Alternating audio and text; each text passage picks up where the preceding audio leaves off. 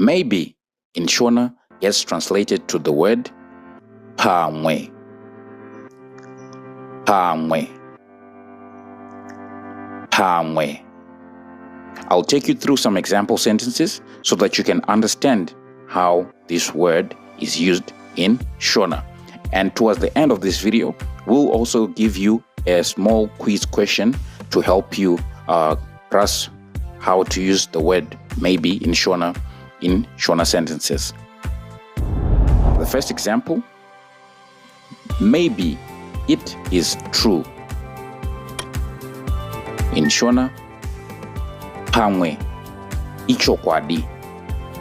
Maybe is translated to pamwe. It is true is translated to ichokwadi. Pamwe ichokwadi.